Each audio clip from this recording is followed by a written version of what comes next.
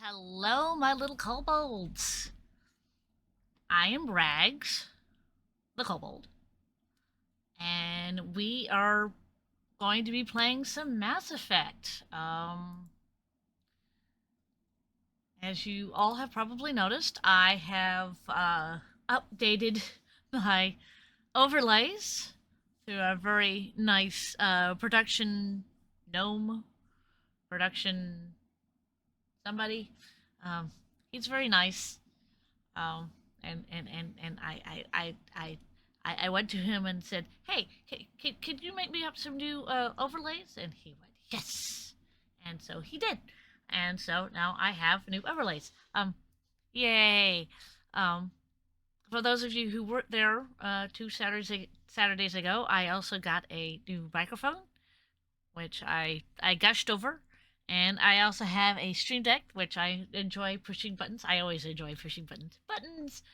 Um, today we are going to because we've got our final crew member. I was going to say cast member, crew member, which is Liara, and now we are going to do side quests. So many side quests. Before we get back to the main plot. So that will probably take up the next few streams with all these lovely side quests. Of course, it also depends on how fast we get through them. So, um, he. Uh, so hey, let's get to it.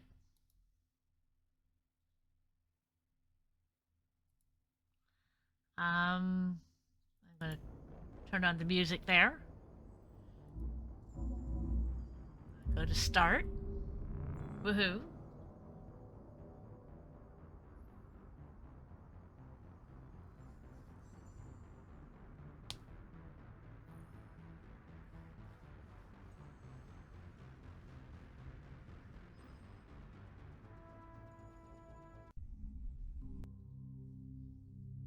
And there we have it. Yes. I'm gonna push any key. And yes, I'm gonna make the joke. Where is the any key? My poor claws. Um, and now I'm going to resume.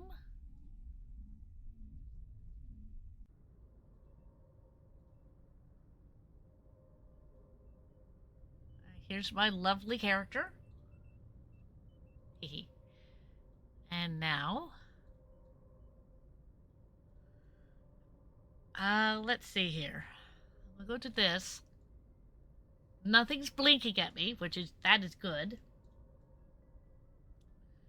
I'm gonna go to this. No, not that. That. That is what I'm doing.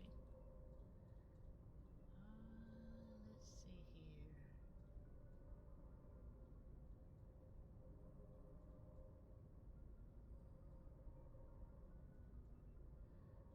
here. Okay. Um.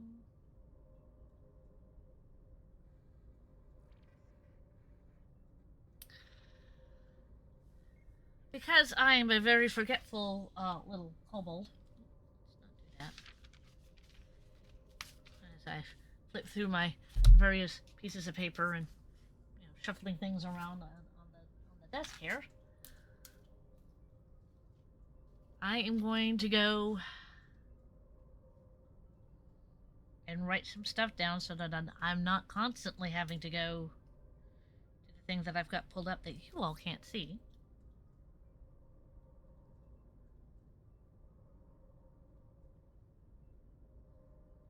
Um, just so that I know where I'm going and doing and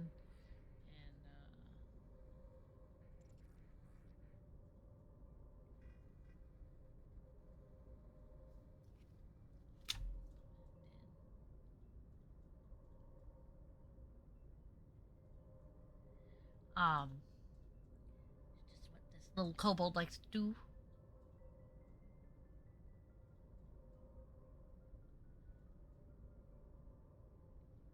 And I will continue the thing that I have been doing, which is every time we go to a new solar system, I start on the outward planets, I work my way in, and any place that I have to land, I'll do them last. I'll read their things last. So that way, you get all the deets. Okay. So I've got those. Bring that down.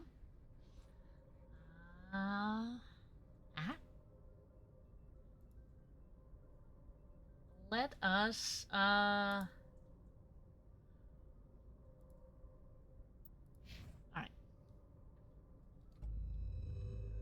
In we go. This is where we found Liara. This is what we did last time. Pull out, pull out, pull out. Now. Nope, not there. Ah, there. Yes, we're going there first.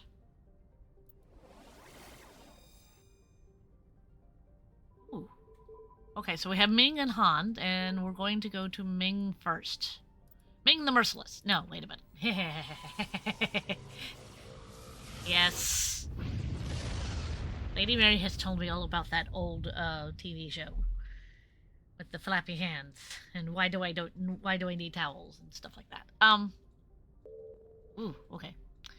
So we're going to start on the outside, which is Alta no Orc.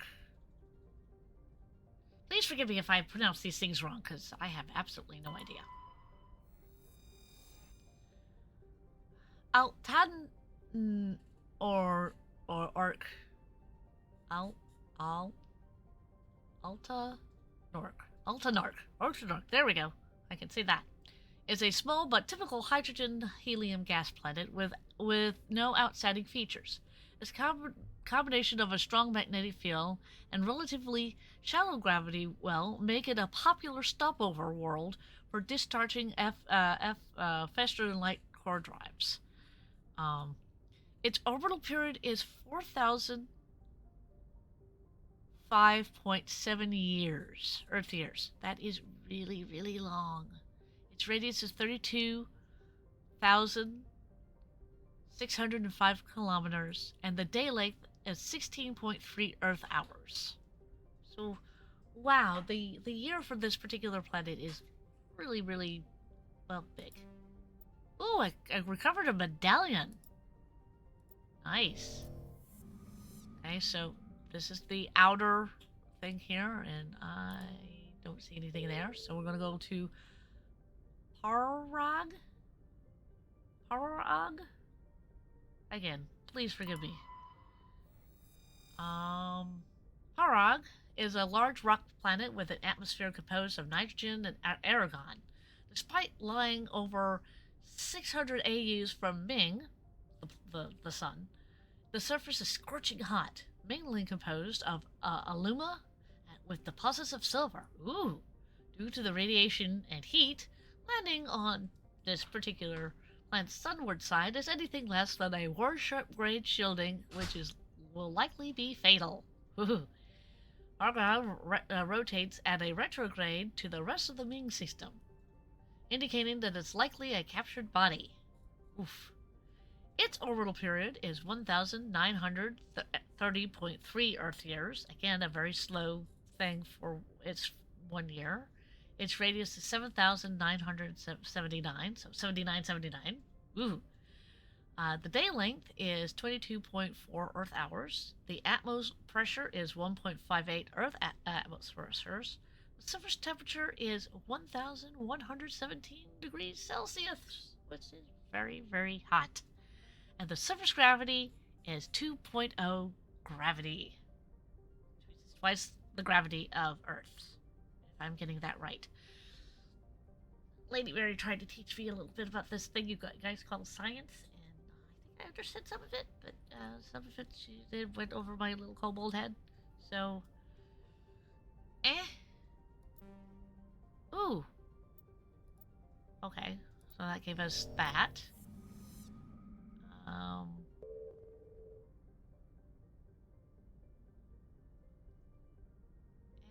And anti Rus? Anti-Ropus? Ropus?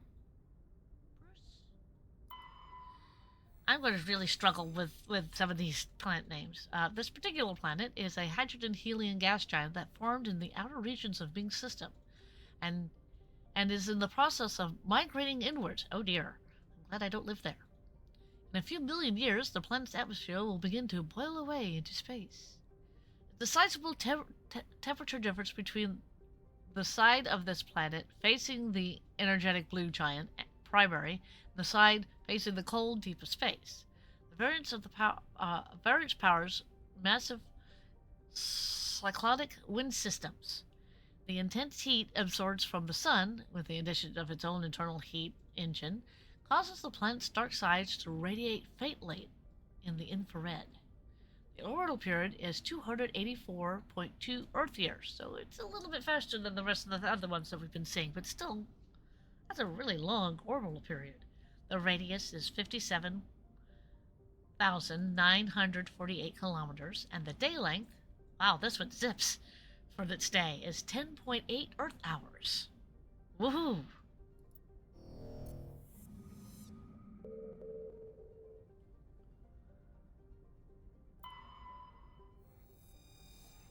The Worthington is a Kowloon-class modular conveyor of human design. Configured for mixed freight and passenger hauling, the ship appears to be shut down in a shutdown state. The main thrusters are cold, and it's to drift off the orbit of the planet that I can't pronounce. The registry is the Morrison Company, Shenzi. Ooh. Well, it is the last thing that we're looking at. So let's go ahead and board this thing. Now, I'm taking Tali, and I'm taking Liara. 9 times out of 10, I'm going to be taking these two particular ones because, you know, Girl Squad. The fact that I want to build up stuff with Liara, so, yeah. Yes. Now. Squad. Liara has 38 points that I can level up, so that is exactly what I'm going to do.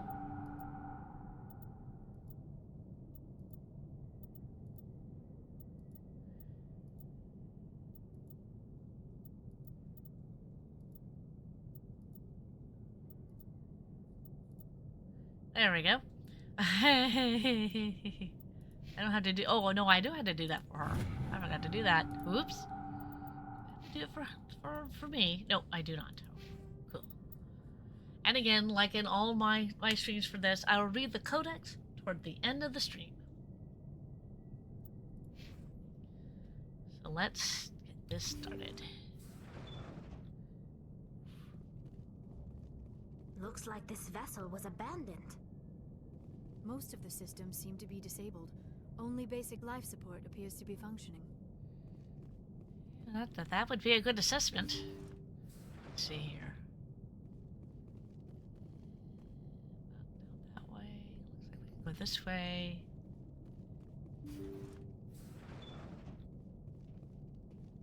What was that? Is there someone else on this ship? Let's go this way. Let's see if we can find people. Somebody set that trap. The whole place could be wired. Yeah, I know.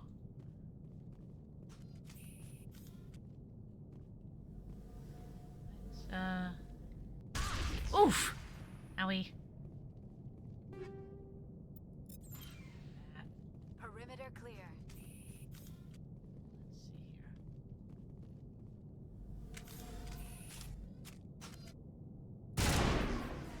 Let's see here. Let's see if we can blow these things up before they blow me up. There we go.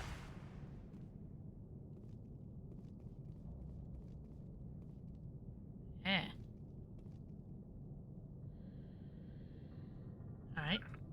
That is not the button I wanted. There we go. That's the button I wanted.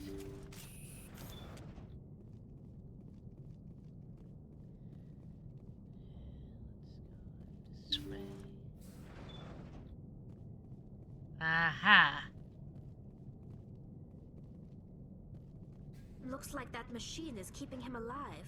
I do not see any brain activity on the readouts. He is dead. This body is just an empty shell. Maybe we should shut the machine down. It's the merciful thing to do. Yeah, it is that's your true. decision, Shepard. But perhaps we should wait until we have more information before we do anything. That's also true. Okay, yeah. Let's come over here. This. I get to play Frogger again. Eh. Ah. Ah. I know, I know.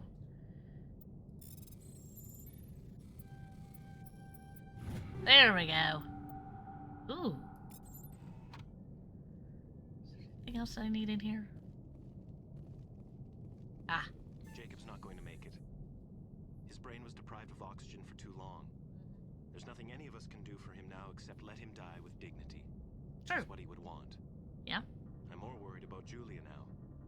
She's showing signs of severe depression. Mm. I gave her some meds that should help, but I better warn the captain. Okay. So we have somebody who's on life support and a person who's severely depressed. Let's go across the way.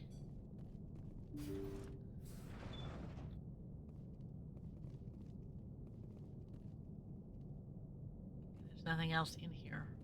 Well, let's go to the storage locker before we go do anything else. Let's see here. Playing Frogger again. Ooh. Of course I will. They say Jacob's gone. They say his brain isn't functioning anymore, and they want to shut off his machines. But Jacob's the only thing in the world that matters to me. I don't know how to help him, and it's tearing me up inside. I just feel so helpless, so damn angry. Hmm. Dr. Smith gave me some meds to calm down, but I didn't take them. I can't. Not until I figure out a way to help Jacob. I won't give up on him. I won't. Well, that sounded desperate. Hmm. Okay. So we've checked the two sides of this particular corridor. Let's go up here.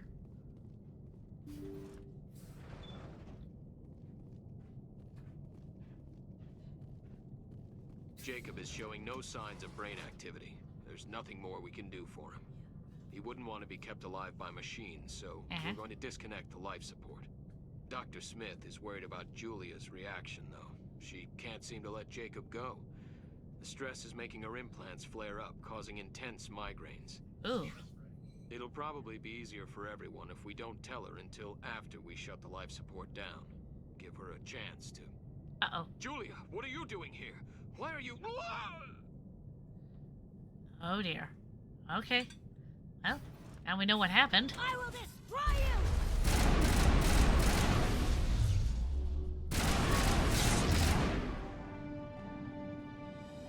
Oh. Clear. Alright. We've only got to do one more thing.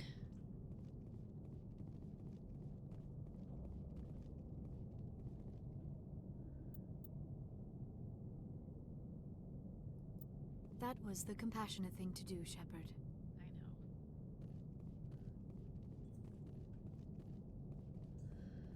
I know. I know.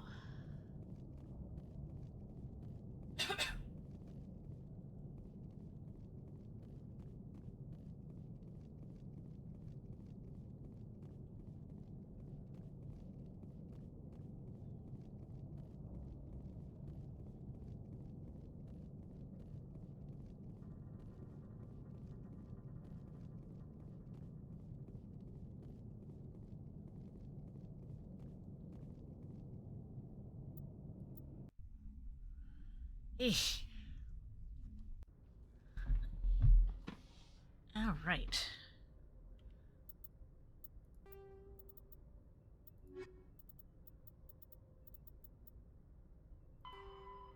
Okay, so I've done that. Hee. Let's see. Was that the only thing that I had to do in this particular? Yes.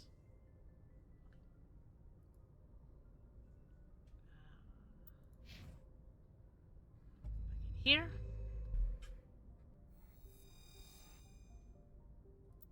Zoom out. We zoom out.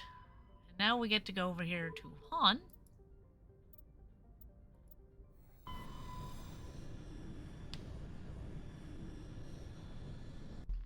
And do that one.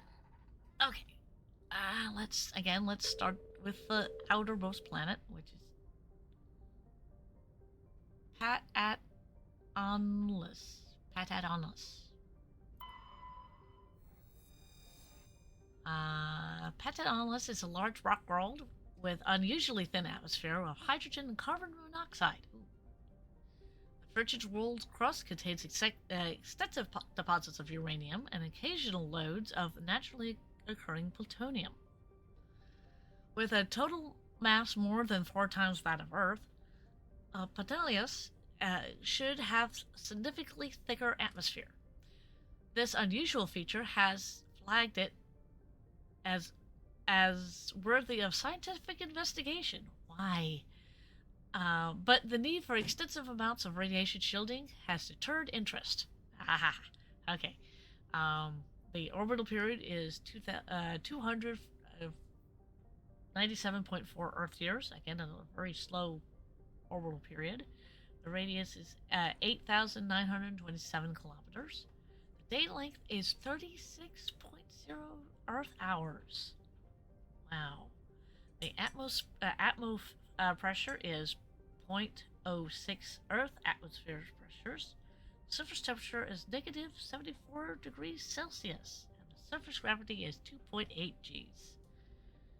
I'm going to do a survey. Oh, we found some light metal. Nice. Go to the next planet, which is Mavigon. Mavigon. Oh, I can pronounce that. Oof. Ha. Warning, level 2 cold hazard. Mavigon is a small a rock and ice planet with a thin atmosphere of ammonia and methane. The surface is frozen, mainly composed of mainly composed of tin with deposits of potassium. The planet has a rudimentary ammonia-based life, mainly concentrated around the geothermal vents deep underground. Severe storm cycles are common. Due to limited visibility, navigation may be difficult. The orbital period is 42.3 Earth years. I love the idea of 42, people. The radius is 4,906 kilometers. The day length is 52.0 Earth hours. Wow, that's a long day. The atmosphere pressure is 0.82 Earth atmospheres. Surface temperature is negative 124 Celsius, and the surface gravity is 0.8 gravities. So this is a planet that I can land on. Which I will land on it, but not right at the moment. Let's see, this is at second, third. Well, no, that was third. Where's the second? Oh, forgot that one. Gotta jump to the end there. Farkruthau. A standard gas hydrogen helium gas giant. Farkruthau is only distinguished by its moons. Several dozen of them have sculpted into the likeness of other alien race not yet known to the Council Science. Radiometric dating suggests the moons were worked over 500,000 years ago. The orbital period is 112.1 Earth years. The radius is 6,014 kilometers, and the day length is 8.4 Earth hours, which is kind of fast for a day length. Okay, so looked at that one. Looked at Huningtu.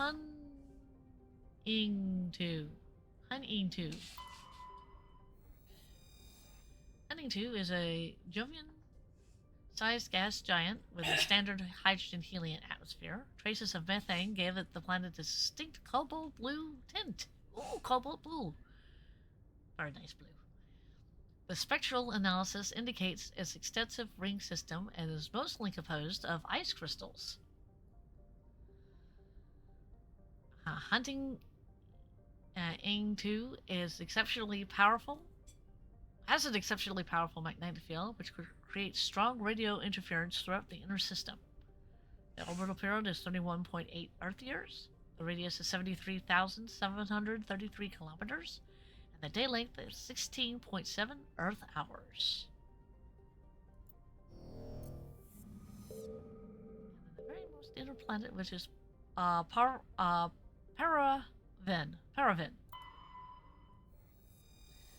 Paraven is a small, unremarkable rock world. The surface is scorching hot, mainly composed of calcium with deposits of aluminum, or aluminium, how you want to pronounce that. Paraven, as low mass, has left it tidally locked to the star Han. If there were any resources of value, mining stations could be established in a relatively temperate twilight band. The orbital period is 0.5 Earth years. The radius is 4,839 kilometers. The day length is the same as the orbital period. It's 0.5 Earth years.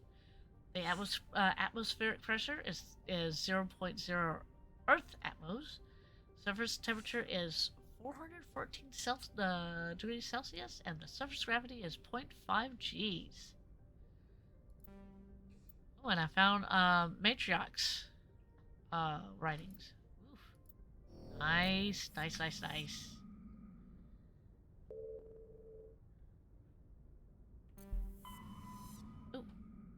Oh, yeah. I'm going to back out of this completely for a reason or three. I want to check something. Give me a second. I'm going to transition into that because I don't want you guys to see what I'm looking at.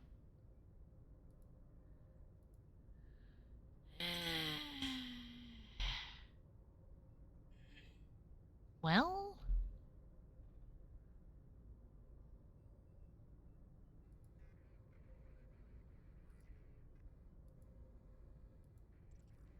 okay. There we go. I don't know why it changed itself on me. Here we go. All right. Back to this. I didn't know why my little character up there wasn't saying anything. It looked like a static image. Sorry, people. Okay. Back to this, and now back in here. So, that is the planet that I need to go to. Let us land.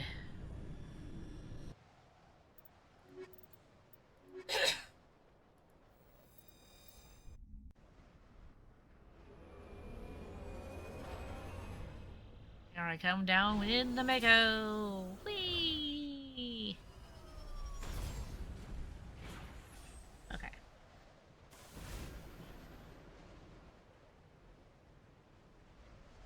I'm gonna hide out, and then there's debris over that way. So I'm gonna go to the debris, and then I'm gonna go to the Syndicate hideout because that's a lot easier on me. Ooh, really? Okay. So I have to get over this lovely mountain range. Oof. Need to be going in the other direction. There we go.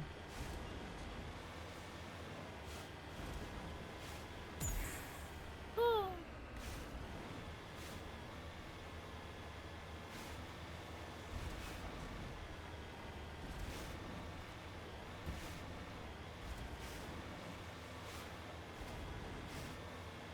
And away I go.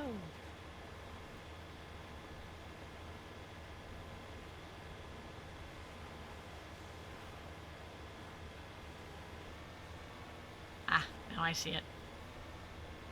Well, I see it on the map. I don't see it yet.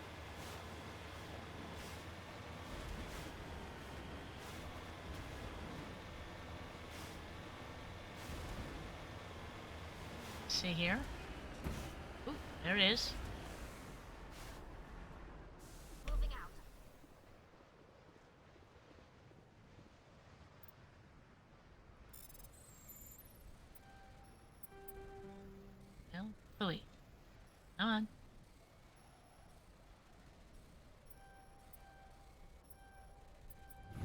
There we go. Ooh, nice. And then back into the Mako. And now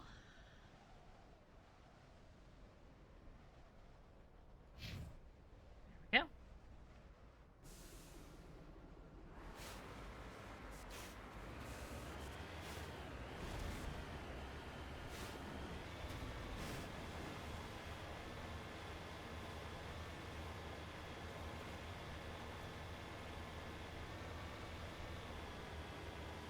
Do do do do do.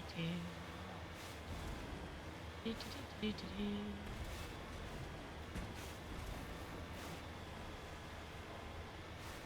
As I drive again, the Mako. I mean, they weren't kidding that this is a very cold planet. Do do do do do do do do do do do do do do do do. Yeah, okay. Now, I am wondering.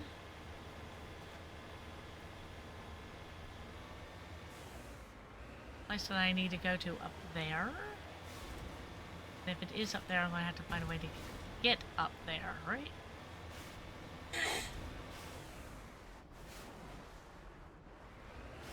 Well, this is going to be interesting.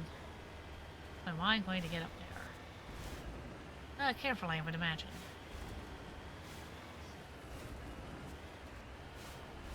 Okay.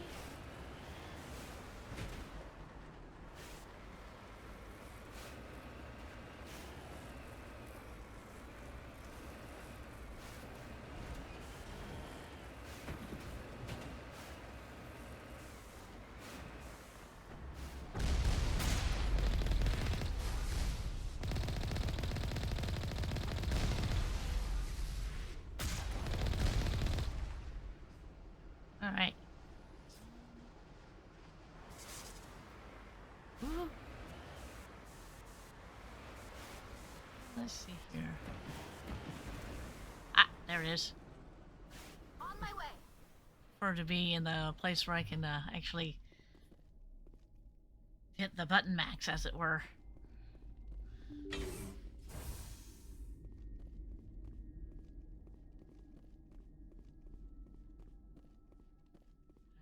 Alright.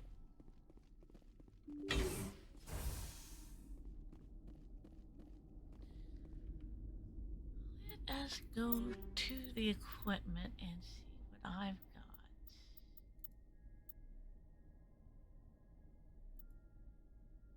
Eh. Alright,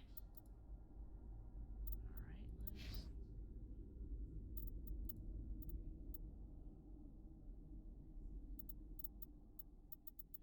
Oh, that's right, she can wear the stuff that I can wear, right?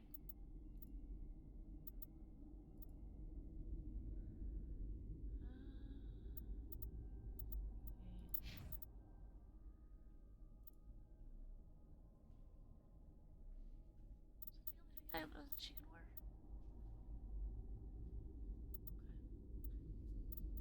Okay,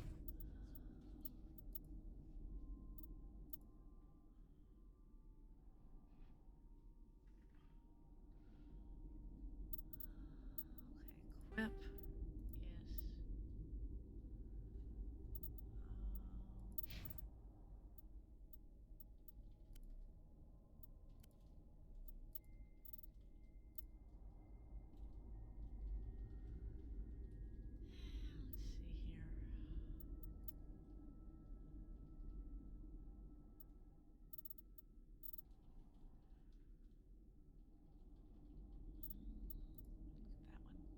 Ooh, well that's good on all accounts.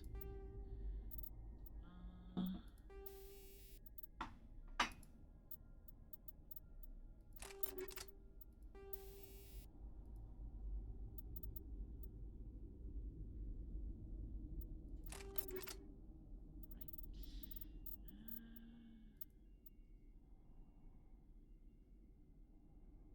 I'm gonna give that to my she is not one of those.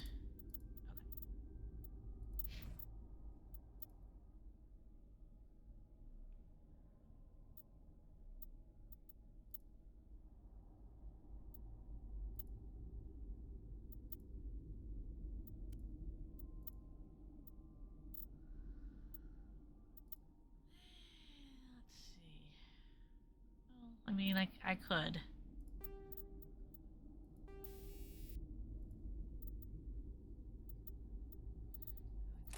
That.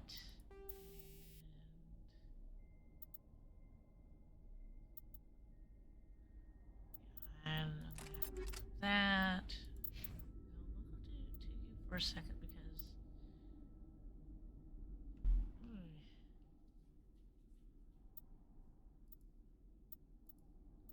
That's not good.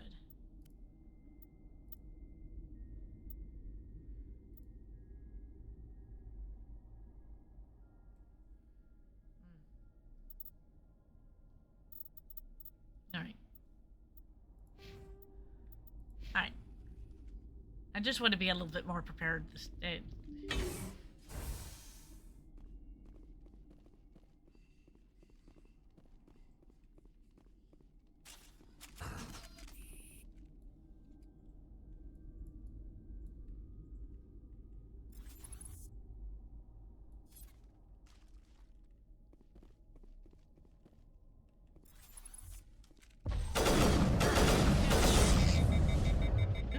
Nope.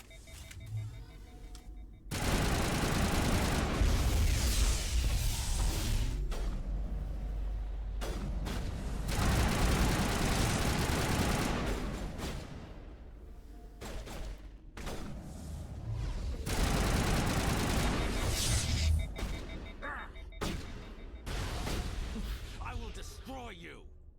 Will you now? Owie.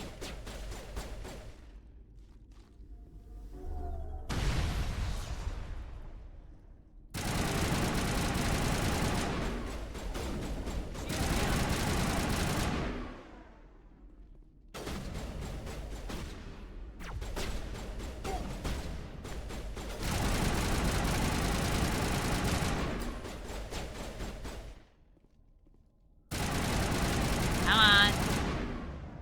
Hehehe.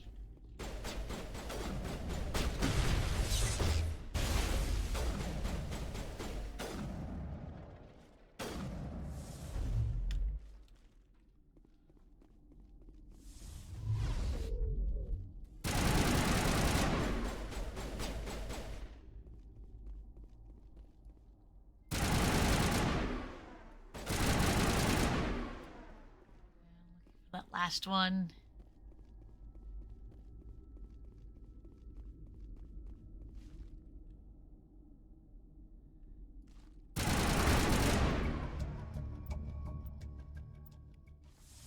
All right, so I've taken care of this one. Ooh, there's a. They're clear. Thank you.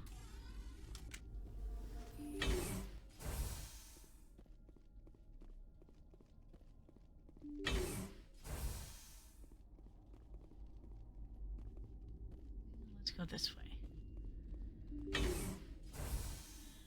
Ooh.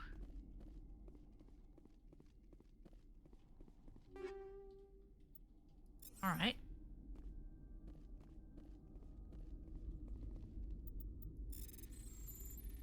More Frogger. Ha!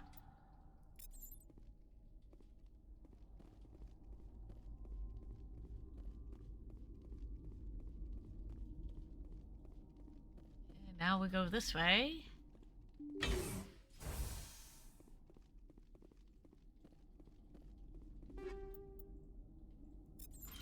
Okay. Okay.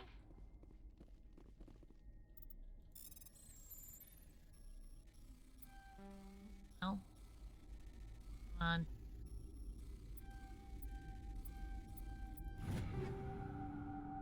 Ha!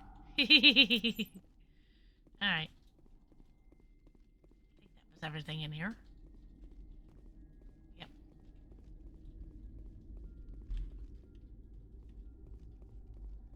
Alrighty then. Now we can leave.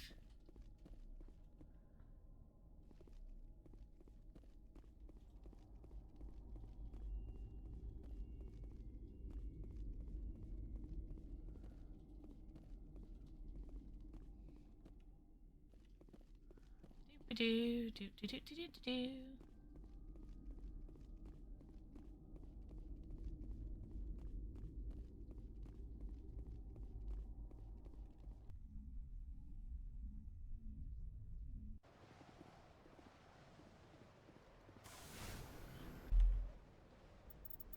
Equipment. Ooh. Take all. Grenades. Sniper. Ooh. Ooh. That is such a nice thing to see. Okay. Whip.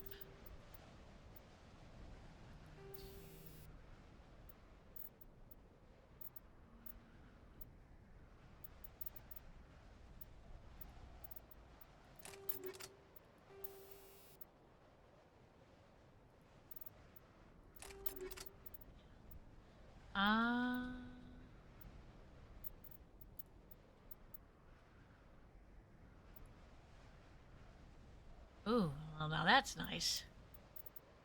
You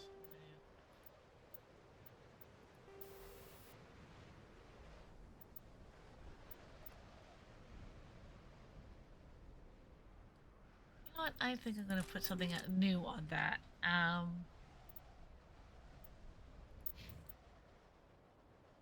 Ooh. Oh yes, I will definitely equip that. And equip that. Yes. Well, that's not what I was looking at. Right, okay.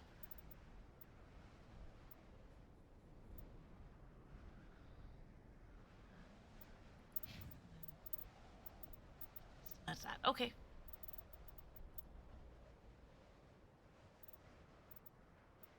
Alright. Turtle. Hostile takeover. Okay.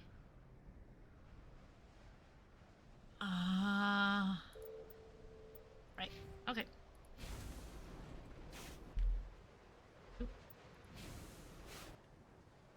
And now I can return to the Normandy. Yay! I can return to the Normandy. Woohoo!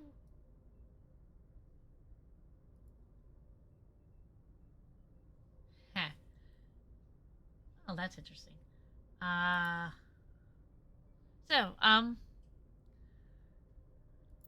Well, let's see here. Okay, now. Back in here. Zoom out. Zoom out. Zoom out. Now the next place I'm going is to Hades Gamma.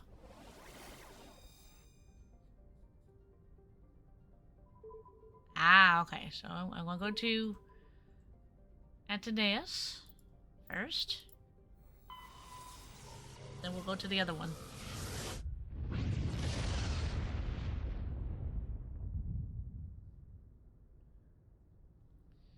so we're going to start on the outside. Honeydor. Honeydor is a moderately sized ice roll with extremely thin atmosphere composed of krypton and Zion. Its frozen surface is unusually smooth, suggesting the widespread repaving by cryovolcanic process, though no such activity is currently evident. The orbital period is 90.5 Earth years. The radius is 3,686 kilometers. The day length is 48.2 Earth hours, so that's technically that's 2 days. For every day that we have, this one spends 2 days. The atmospheric pressure is 0.2 Earth pressures. The surface temperature is negative 202 degrees Celsius. That is cold. Surface gravity is 22 gravities. Oof. That is frigid. Let's see here. Vimel? Alright. Vimel is an enormous terrestrial world of mixed ice and rock. Mixed rock and ice. Ha! I can read. With an atmosphere of methane and ethane. Its frozen surface is mainly composed of calcium with deposits of iron.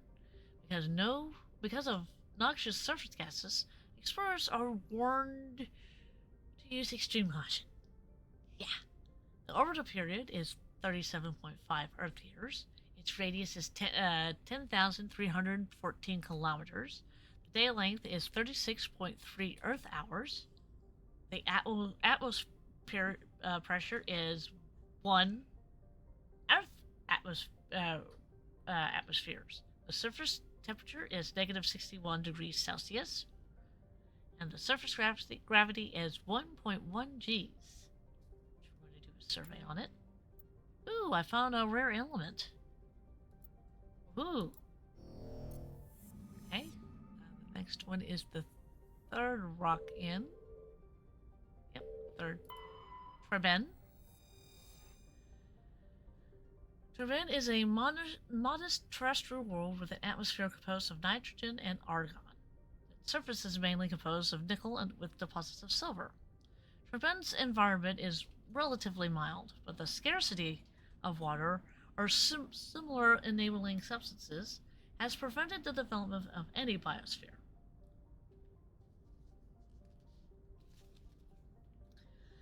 ExoGeniCorp recently performed a test impact of a single water ice comet onto the surface. Get one of those right. The first step of a long-term plan to thicken the atmosphere and introduce water to the environment. The survey team is on the surface, monitoring the geological and meteorological effects of the test impact. Most of the water released is still in the form of atmospheric vapor, but thick cloud banks have formed. There's every indication that this arid world will soon see its first rain. Ooh! The survey team's progress has been hampered by frequent mechanical and computer failures of their GPS satellites. The orbital period is 1.1 Earth years. Nice. The radius is 5,489 kilometers. The day length is 41.8 Earth hours. The atmosphere pressure is 0.884 Earth atmospheres. The surface temperature is 8 degrees Celsius. The surface gravity is 0.86 gravities.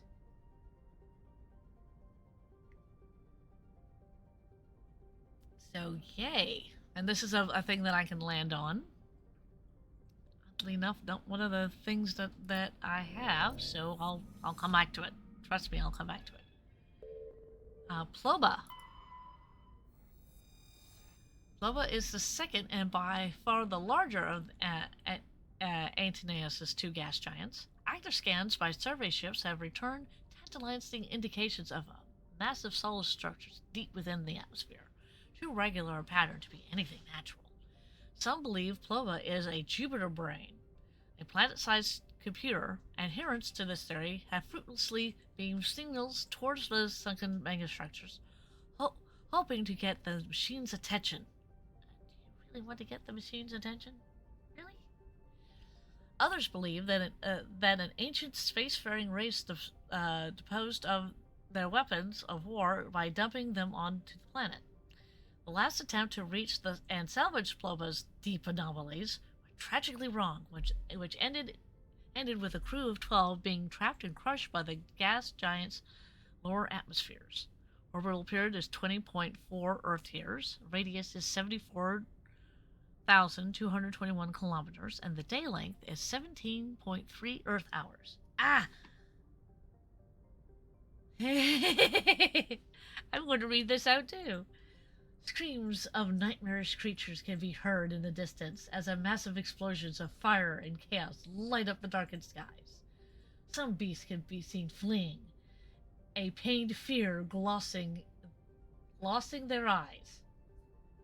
Ghouls of bone and rotting flesh cry out, running side by side to the beast and animals as they rush to safety that cannot be found. And thus enters my fellow Chaos Goose, Mag. Hello, Mag. How you doing today? Oh, I get the survey too. Ooh, more matriarch writings. Cool. Zoom out. Edmos? Frog! Where? Where's the frog? Huh? Where's the frog? Ha ha ha. Frog, frog, frog? Ooh, frog.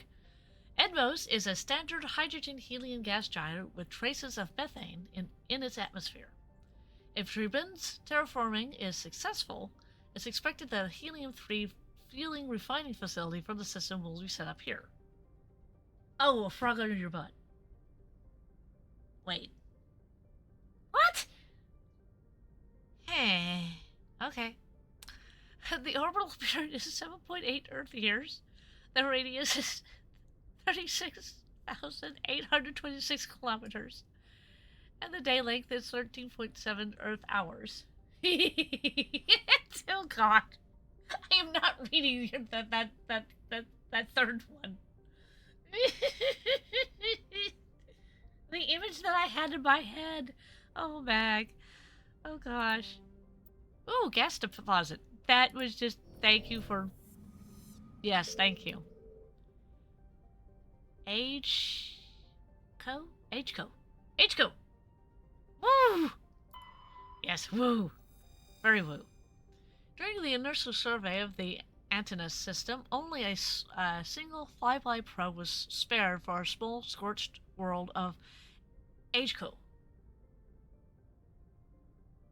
A gecko. A gecko? A gecko! Okay, I'll pronounce it that way. It revealed a planet unusually rich in heavier elements, given its size. A gecko is a standard terrestrial with a thin atmosphere of krypton and Zion.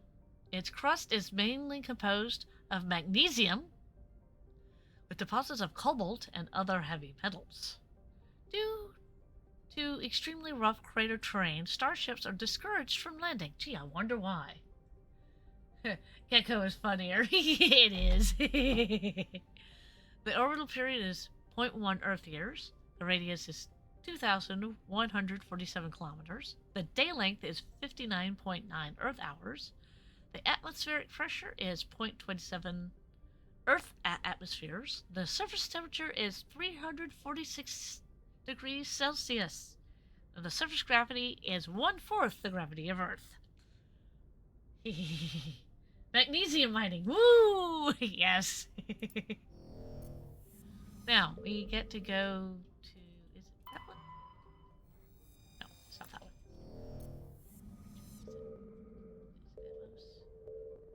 Vimel. Fluid. Where's the planet that I need to land on? Oh, it's Tribun. That's where it is. It's Tribun.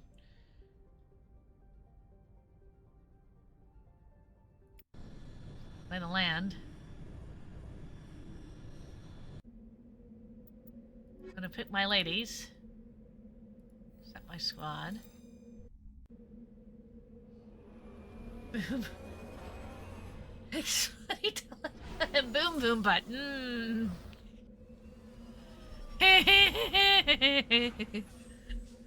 Okay. Let's see here. That's an anomaly. That's a research base. That's an anomaly. That's debris. I wish you could meet Grunt. You know, I am doing all 3 games of Mass Effect. So, the next game, which is Mass Effect 2, I will be meeting Grunt. But right now, I don't have Grunt. I have the other one. So, if you can wait until I actually make it to the second game, I'll be meeting Grunt. Well, I think I'm going to go to the... Nope, that's not the right thing there. I think I'm going to go to there first. This way. Woo! Research base will have data you can take. Yes, I know that. I'll get to it. Oof. Boing.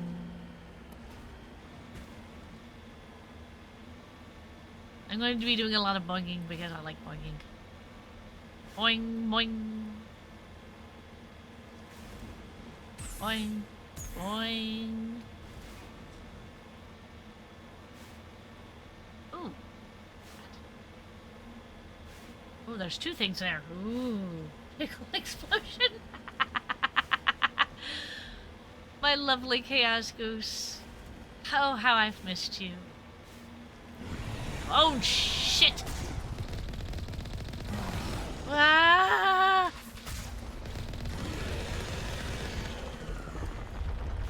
Oh no, don't go that way.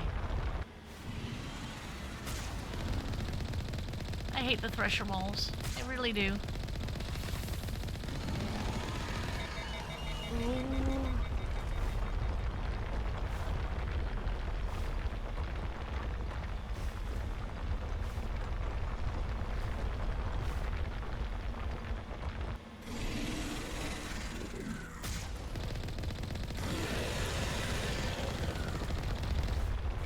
Whee!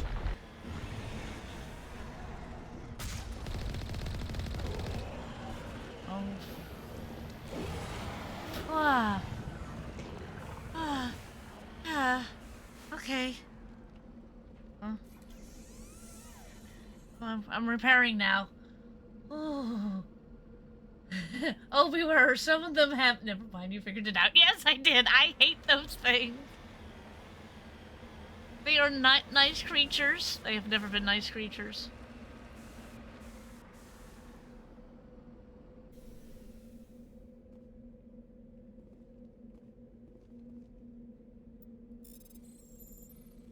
I get to play Frogger again.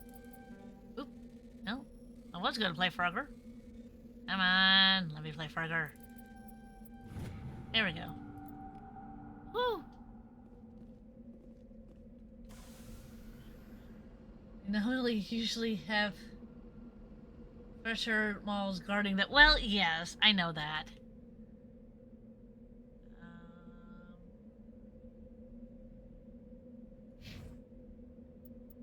They do it.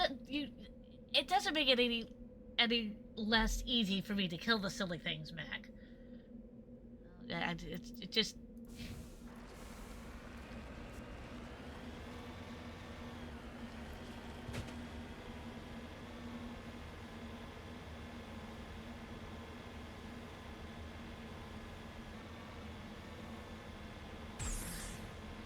Whee! Oh, well, let's not go drifting.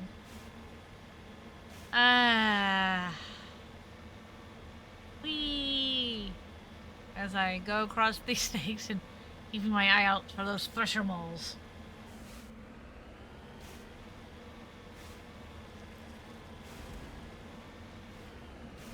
Oh, looks like I can get a deposit on here as I'm going to my next. Woo! Boy, am I getting bounced around. Bounce, bounce, bounce. Which is weird if you think about it, since every anomaly on any planet you go to, for some reason, there's a 10th threshold. WTF, Mass Effect. It's like, why on every single planet? Well, it's kind of like what happens in Mass Effect 3. If you stay too long in a system where you can meet the Reapers. Redeploying. They were bred and released on hundreds of planets. Yeah, I know. It's like in Mass Effect 3.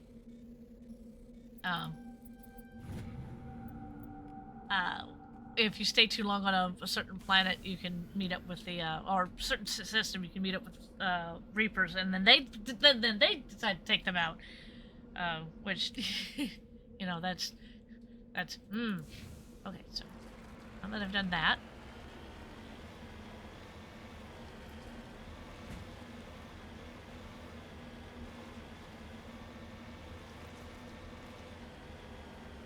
Ooh. The Reapers I can understand. Okay.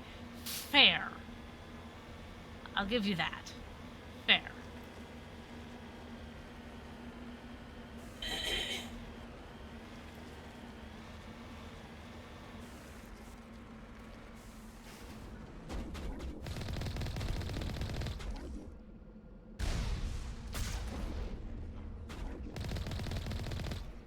Come on.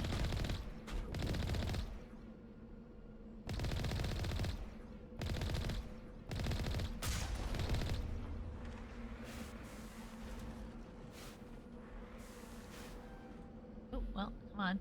Heading to position. Yeah, heading to position. Oh, man. Okay, well, that means I have to come back to this lovely planet and do that once my thingy is up. Oh, there's yet another anomaly. Let's see. There can't be two Thresher moles in this lovely little system, could there?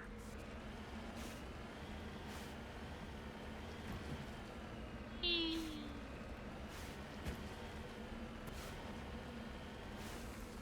I've seen them on Ice Worlds. Oh, lordy. Don't tell me these things. I had to go to some of these Ice Worlds.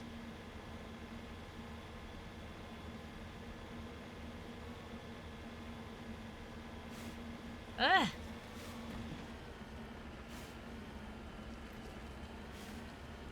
Yeah, it doesn't make sense. Why would it make sense? Ooh. Oh, no.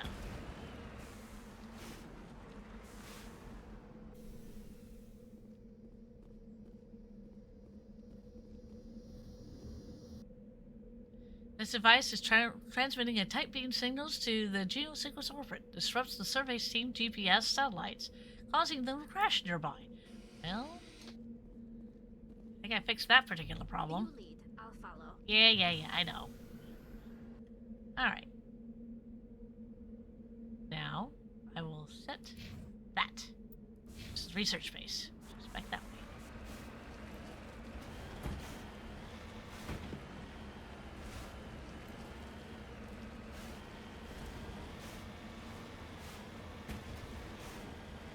Doopy-doo, doopy-doopy-doo, doopy-doopy-doopy-doo, doopy-doopy-doo, doopy-doopy-doo, doopy-doopy-doo, doopy-doo, doopy-doo, doopy-doo.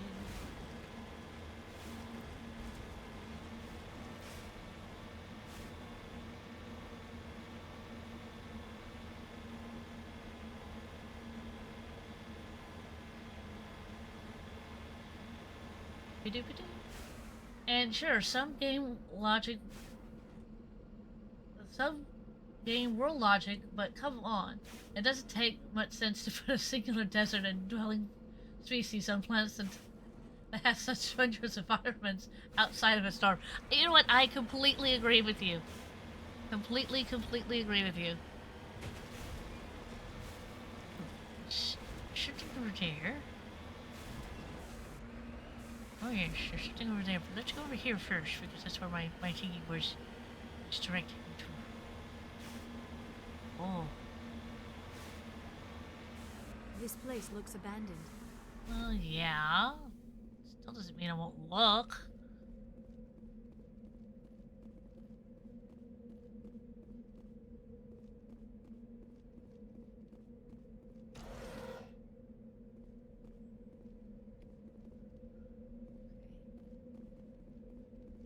This planet I can understand. It has vast deserts as expected. It has vast tracts of land. Sorry. According to these data logs, the survey team unearthed some kind of alien technology. Perhaps we will find more answers at the excavation site. Yeah, that's true.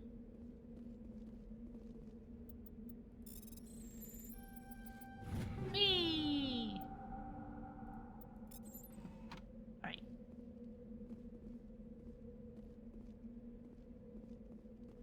Come over here and look at this one.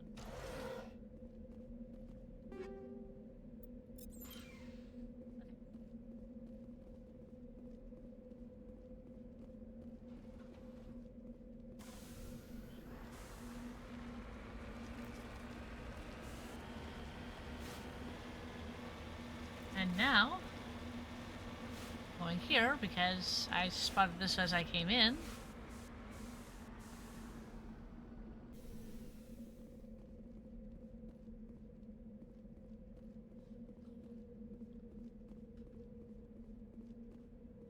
Watch, you're going to find a rare container of reserve pickle inside 500 years ago.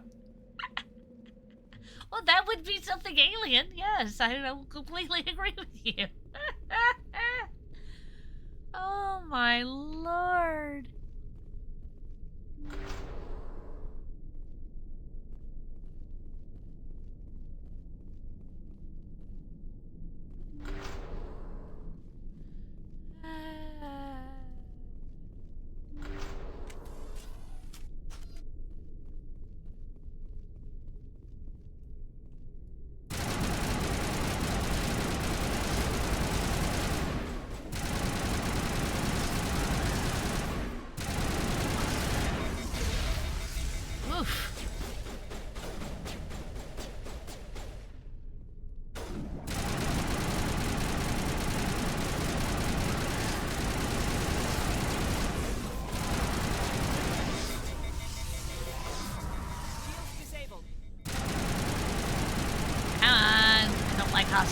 like husks. Woo! There's one more. Running around. The team must have unearthed some alien technology that turned them into mindless fanatics. Yeah. Yeah. Whatever they found, it is long gone now. Yeah, except I've got to go and check out the other two rooms over here. So.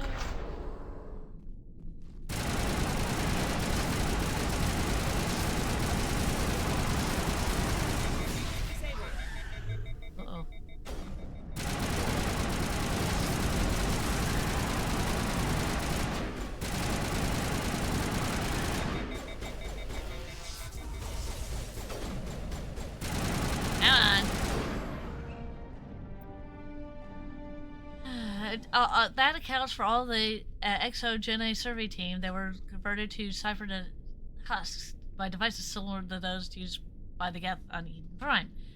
How they came to be buried on the frontier world from so far Geth territory is a mystery. Negative contacts, Commander. Well, thank you, but we no longer need to have the thingies out.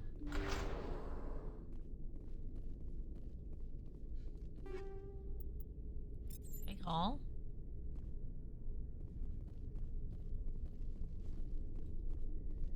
Doopy doo, doopy doopy doo.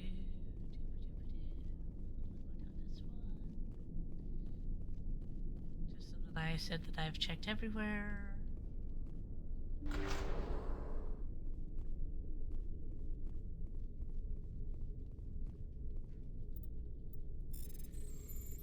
And again, I get to play Frogger.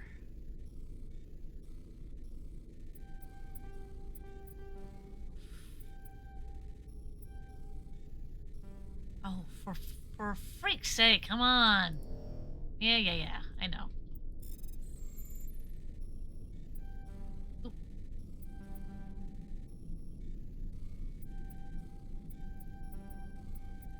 Yay! I finally made it. Take home. Yay. Woohoo. Doop-a-doo, doop-a-doop-a-doo, doop-a-doop-a-doop-a-doo, doop-a-doop-a-doo, doop-a-doo.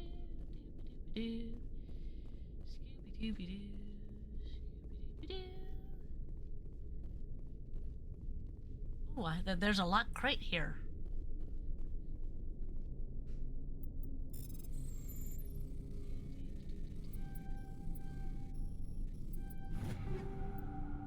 Oof. Nice. Alright.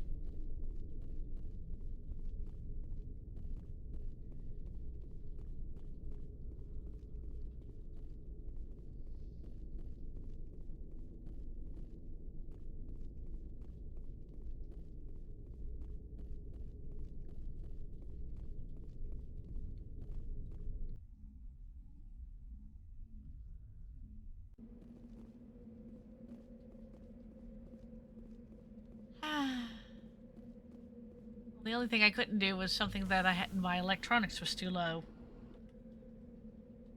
Which was the debris over here. So, you know. I managed to get most of it. Hee hee. Back to the Normandy. Ooh, squad. Oh, and that's right, I went up a level. Okay. I'm not going to level up. Let's see here. I am going...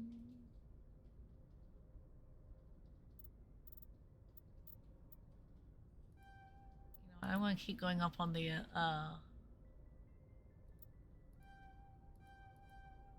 assault rifles. And then I'm going to do, combat armor next. That's my next thing that I'm going to be doing. Journal assignments. Ooh, keep searching for more. Wait. Keep searching for more minerals. Okay, I can do that.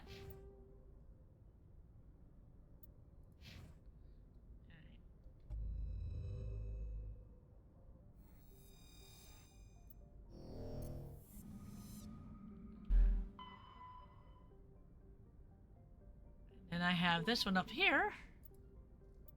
Yes.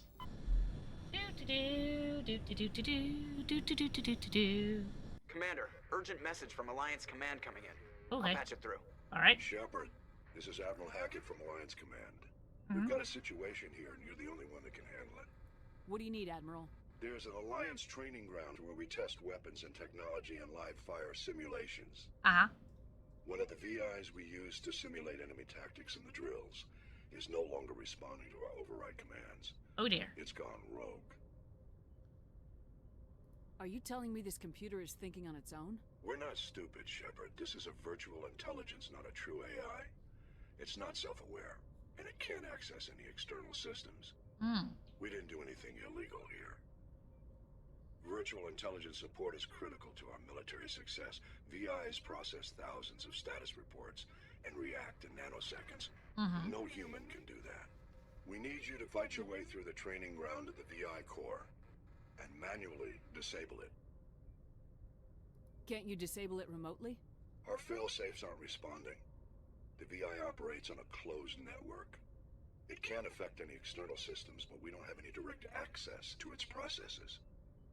We could bomb it from orbit, but the damage to the facility would be catastrophic. We'd prefer to have someone shut down the core. Someone like you. I know Spectres answer the Council, but you're still human.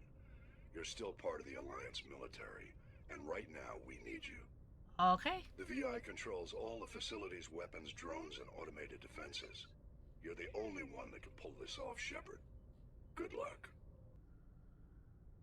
Okay. We're going to start on the outside again. Nepnu. With a rare combination of features, Nepnu is of particular interest to the scientific community. Nepnu is a small terrestrial planet with a thin atmosphere of carbon dioxide and krypton. Oof. As with all the worlds in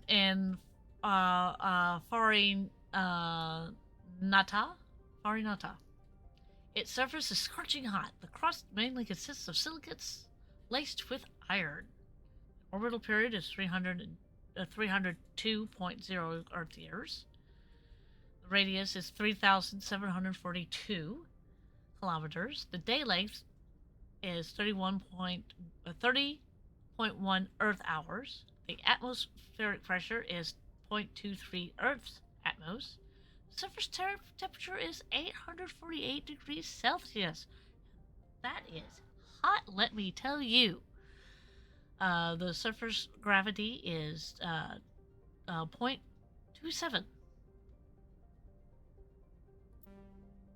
And I found a rare element.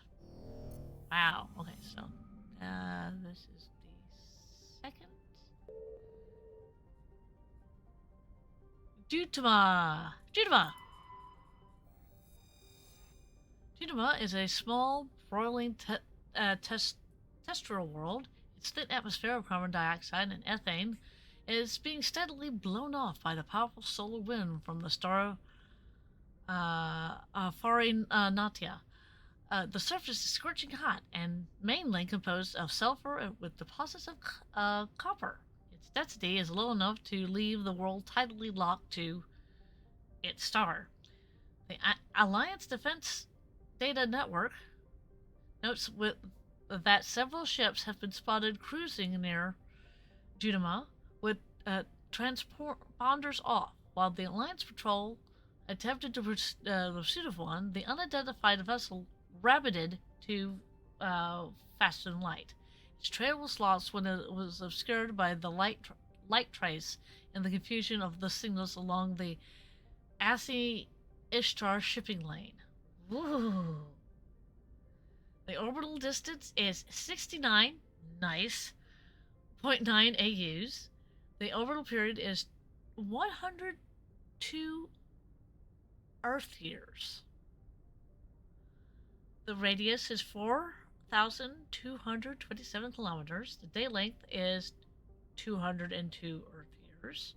The atmos pressure is 3.36 Earth atmospheres. The surface temperature is 1,176 degrees Celsius.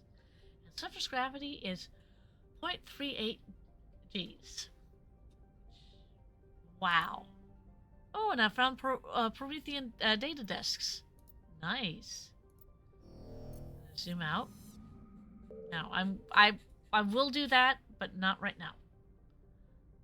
Let's see, there's nothing. Ooh. Ooh, a rocky asteroid. This asteroid has several smaller bodies orbiting it. Radius 336 kilometers. And I'm going to do a survey on it. Ooh, light metal. Cool.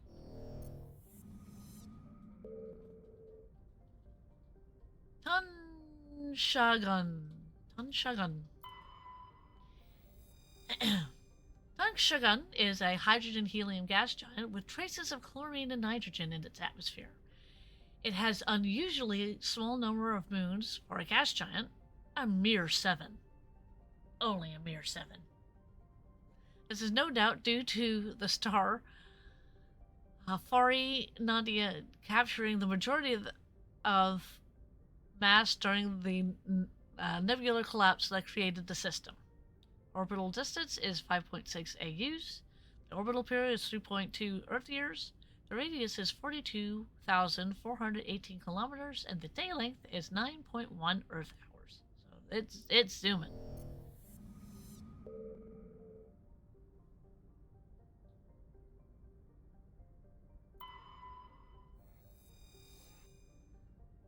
The Ontario is a Kowloon-class modular conveyor of human design. It's kind of like the same one that we saw before. This is a private owner Citadel station. Cheese poofs! Cheesy poofs! I so want cheesy poofs. Oof. Cheesy poofs.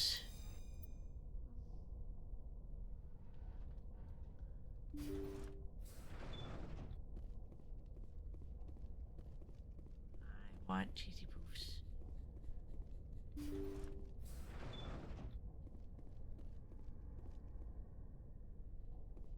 I have to go that way.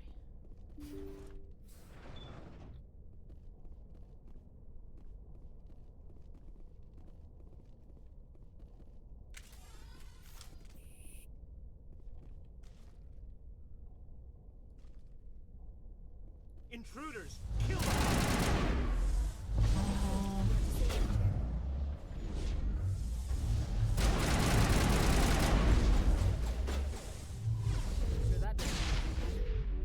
Come on, get up. Get up, get up, get up.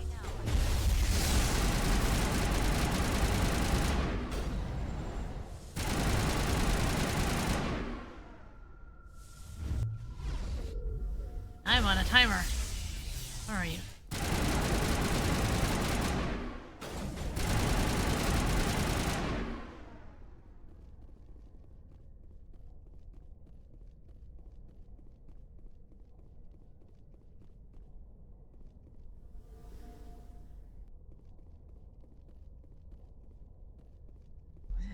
Map. Oh, back this way.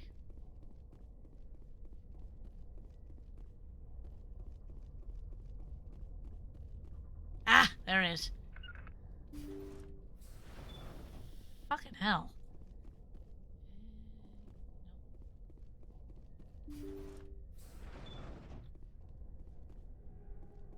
I'll do that in a minute.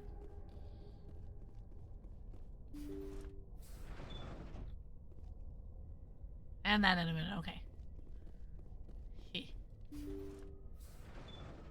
See how it is? You write letters and everyone ignores you. Force is the only thing people appreciate. So how about if I kill Chairman Burns and finish this charade? Please, I was trying to help you people. Let's not do anything we're all gonna regret. Yeah, that's true. Why not? What have we got to lose? Since the chairman here decided that we didn't get reparations, we've got nothing left to live for. But I've changed my mind. Seeing you all, it's clear that you all deserve... You had your chance. Some L2s are nearly crippled from side effects of the implants, but you voted against reparations. Think about this. Burns is the one man who can help you. Yes, if you release me, I can take another look at the reparations request. What? We're supposed to trust you? Sure, you promise us freedom and say everything will be fine, but as soon as we surrender, you'll double-cross us.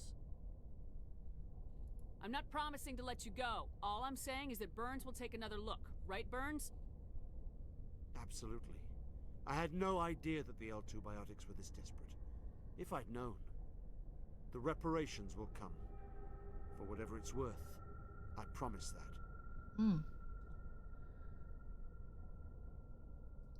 Think about it, dude. You're right. I don't want to die. Maybe something will happen this time. We surrender. Yay. Thank you. Commander. I thought I was dead when they took me. I'll see to it that the reparations discussion is reopened. I didn't know they were so desperate. A 5th Fleet cruiser will be by shortly to pick you and the prisoners up. Yay, I got Paragon points. Hurrah! Now I'm going to go and do the rest of the stuff that I'm going to do on this. Yes, I'm going to take all your stuff. Whee! Every bit of your stuff. I'm going to rob you blind. Well, maybe not blind. But, Whew.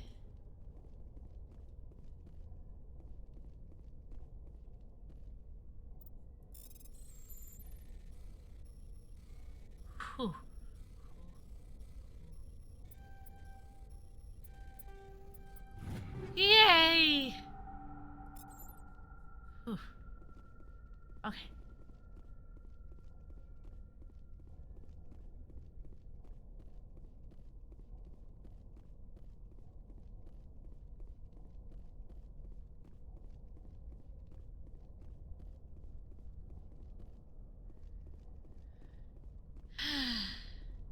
Well, I mean, that was fun.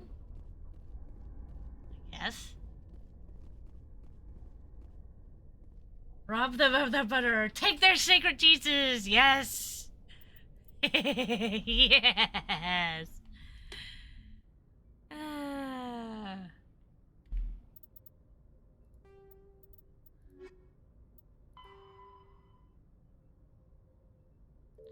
Okay.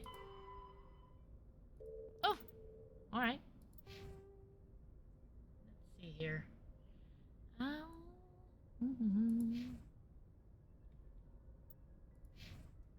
Message coming in. Patching it through. Okay. Thank you for dealing with the hostage situation, Commander. You're welcome. Chairman Burns was quite impressed by the way you resolved the situation peacefully. Ooh. Your assistance above and beyond the formal duties has been noted, Commander. 5th Fleet out. Oof. Thank you.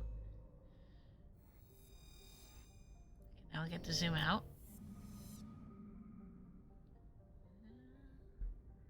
Zoom out. Really? Those are the only two planets, only two places that I could go to? In this cluster? Oh, there's this. I found this. I didn't see it before. So I've done that, and that, and that, and that, and now I'm going to do this. And yes, I just made the joke, so... Raisha!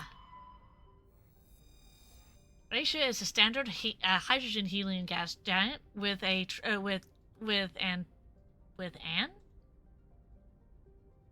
traces. That doesn't. Peepsy, peep flavored Pepsi. Ew! Why? Raisha is a standard hydrogen helium gas giant with some traces of sodium ammonium in its atmosphere. During the brief gold rush to Calencio, a few companies established an infrastructure for helium-3 skimming and deuterium mining on Raisha's icy moons. When Calencio proved to be less wealthy than expected, facilities were stripped for parts and abandoned. 85.5 Earth years, radius is 34,914 kilometers. Yeah, we have that. Oh, I don't think I ever want to taste that. Well, to be fair, I don't think I've ever actually had a peep either, so, yeah. Day length, 11.5 Earth hours. What am I going to find? Turian insignia recovered. Yay. So that's that.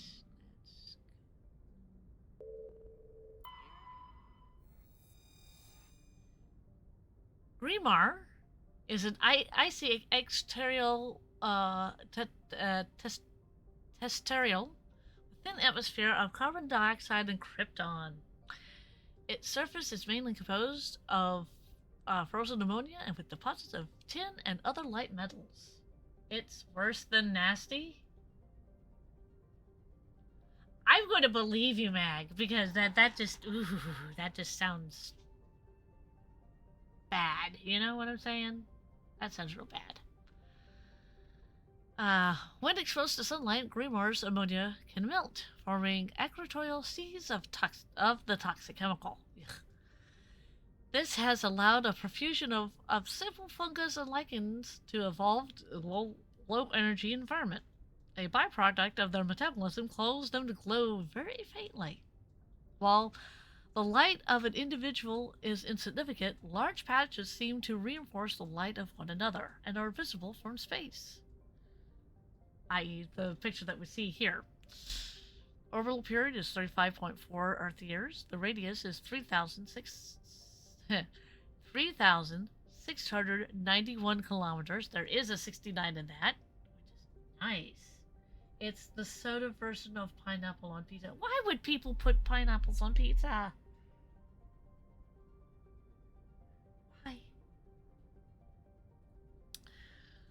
The day length is 61.7 Earth hours. The atmospheric pressure is 27 Earth atmospheres. The surface temperature is negative 84 degrees Celsius. And the surface gravity is 0.28 gravities. That's that. Okay, there's nothing. Ooh.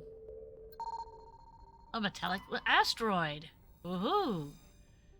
A metal-rich asteroid is 94 kilometers big. And I found some lithium on it. Woohoo! Kinsel? Which I can land on this particular planet. Kinsel has a thin atmosphere of carbon dioxide and ethane. Its first geological surveys were performed by Bartarians and the suggested areas of great mineral wealth. Human mining concerns spent billions of credits hustling to the distant system, sinking test boreholes to clean the system for humanity. But the Celestial only had an average level of mineral wealth available, hardly worth the rush and expense. Merida Industrial, a small Mexican company, was hoping to strike it rich on their first extrasolar mining venture and had to file for bankruptcy protection. Ew. Yeah, I know. The investigation revealed that the veteran crew had deliberately falsified their surveys, hoping that it would encourage human rivals to invest in a costly boondoggle. While unethical, this was not technically illegal, and the Batarian government disavowed the personal actions of a few misguided patriots. Aha. The planet is still littered with the abandoned mining bases, which are often used as temporary meeting places for criminals. The orbital period is 21.4 Earth years. The radius is 5,447 kilometers. The day length is 37.2 Earth hours. The atmospheric pressure is 0.58 Earth atmosphere's pressure. The surface temperature is negative 35 degrees Celsius. And the surface gravity is 0.86 gravities. So, yes, we're going to land on that, but not right now. Nirum, as opposed to Furum. I had to make that joke. Nirum is a terrestrial world with a thin atmosphere of methane and argon. Its frozen surface is mainly composed of basaltic rock.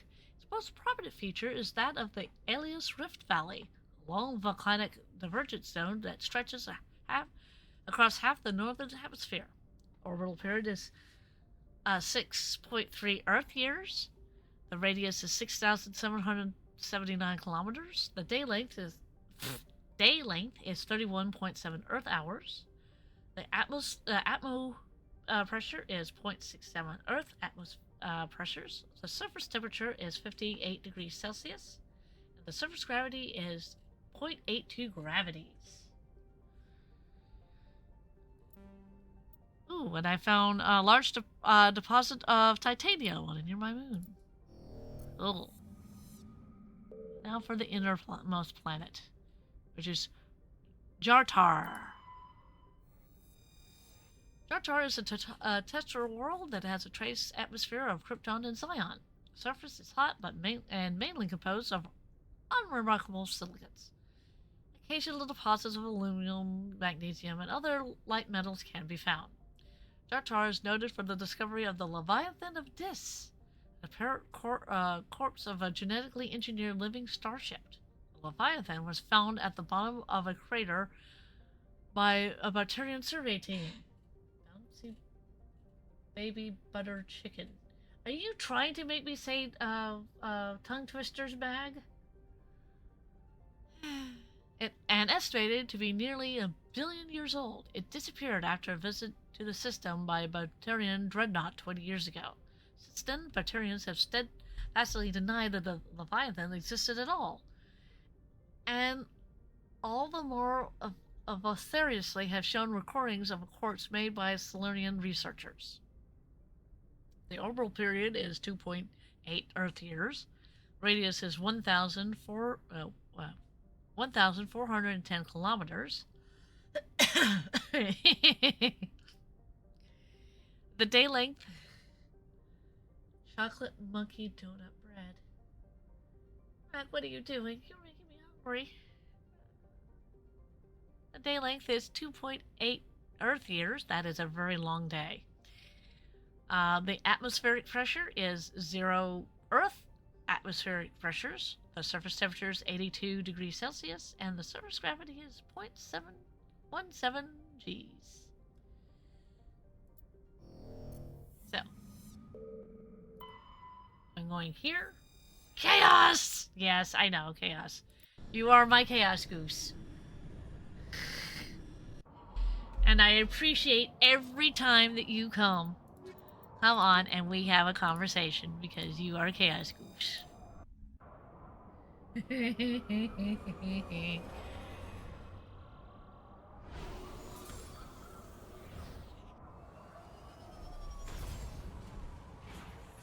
All right. Oof. Didn't get hideout, anomaly, crash escape pod, and there's an anomaly right next to it. Gee. And then there's debris. Okay. So I'm gonna work my way towards that.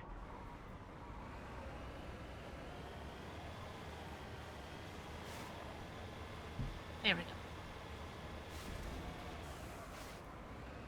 Why are you pointing? Are you pointing the finger at me or at yourself there, Mag?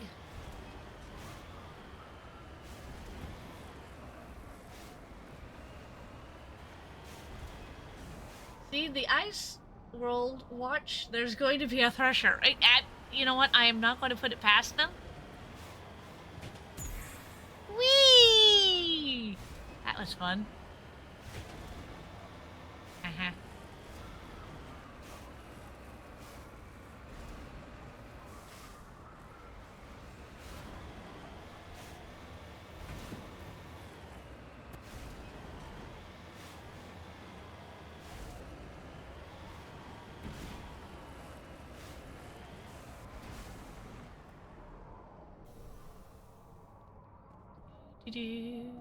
Oh, that's a plutonium.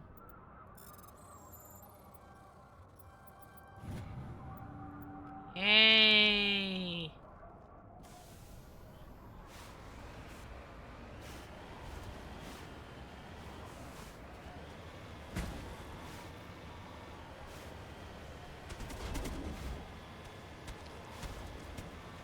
I'm not going to play with you right now. I'll play with you in a minute. E. Woo! As I dodge and weave. Dodge and weave. Haha.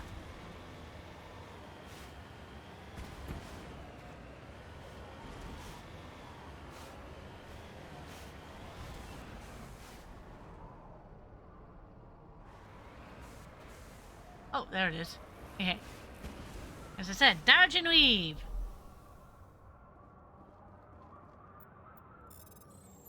Oof.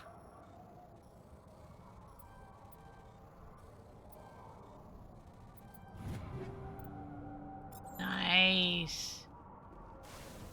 Alright. That's not what I wanted to hit. There we go.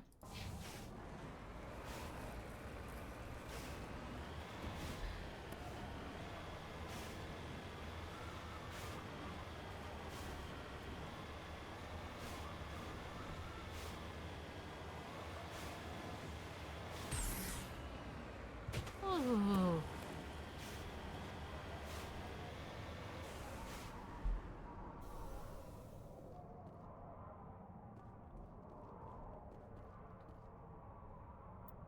There's old Fritz leaning away from the escape pod, but there's no sign of survivors. Oh boy.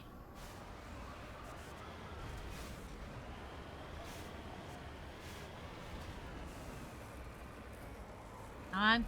Up. Up. Up. Yeah. Yeah. Oh, come on. Come on. Turn. Turn, you glorious bastard. Come on. Come on. Up. Up. There we go.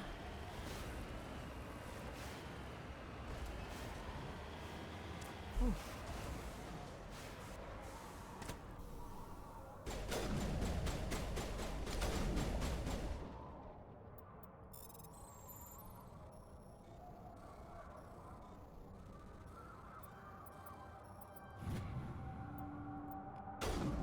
Ooh. Let's see, where's that coming from? Oh, over there, huh?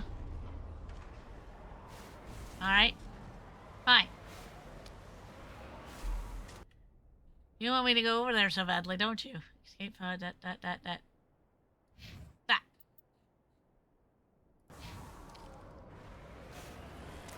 Hey! Aha! Now you can't hit me! Ha ha ha ha ha! Because I went below! You can't see me. No. Oof. Ow. Oof.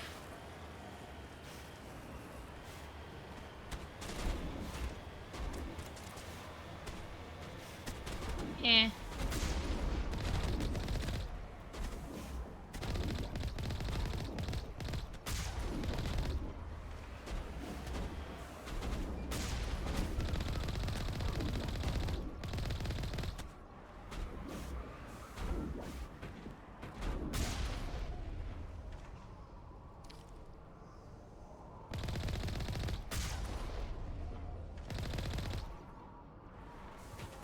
Oh, not there.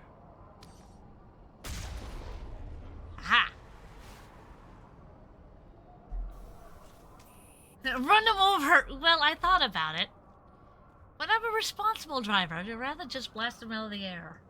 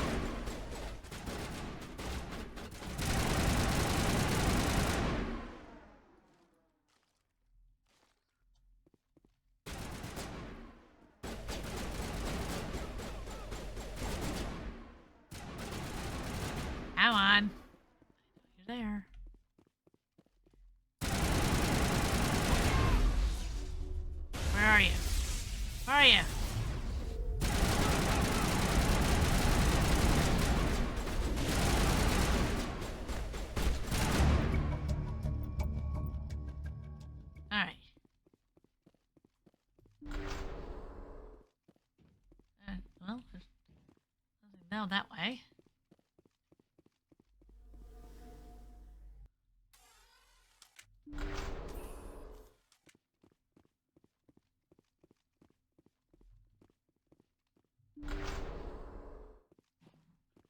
Ooh, an aid station.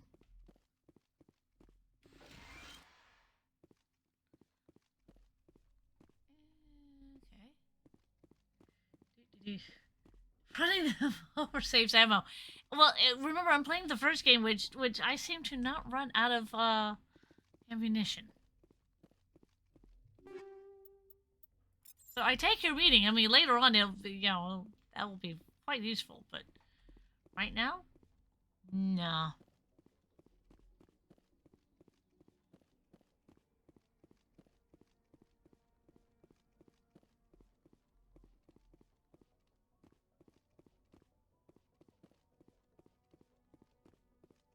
All right.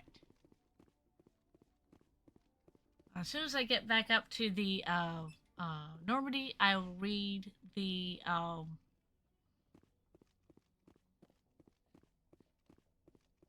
codex, and yeah.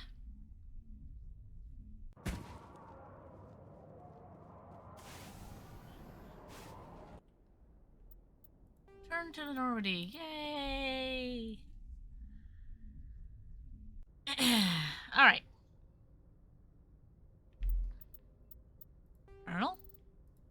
Assignments. And then I go back to Blake, but that's not for a while. And now I go to Codex, which I don't think, yeah. I think all the stuff that I need to do is over here in secondary, which means I get to read them out. Solarians, the League of One. Before they joined the Citadel Council, the Solarians' most potent military tool was a small reconnaissance team known as the League of One. Their primary training was espionage and assassination. Never more than a dozen strong, the team was adept at infiltrating the tightest defenses and eliminating all necessary obstacles. Only a few top members of the government and military were privy to the League's identities, and the League members wore no distinguishing garments, held no particular rank, and the only evidence of their participation in the League was a small medallion presented to each member upon induction. This secrecy was maintained until the formation of the Council. In an effort to dispel rumors and appease their new sorry partners, the Solarian Union released all classified documents pertaining to the League. The League of One was suddenly exposed and in danger of being hunted by the enemies of the Solarians. Before any harm could be done, the team mysteriously disappeared. Most assumed that this was a convenient lie to hide their identities, but a few months later, the inner cabinet was murdered, and there was no incriminating evidence. It was clear who was responsible. Realizing the threat posed by this rogue outfit, the Special Task Group dispatched a team of hunters. When they didn't return, the STG dispatched 10 of their brightest operators with broad discretionary powers. Only 2 returned.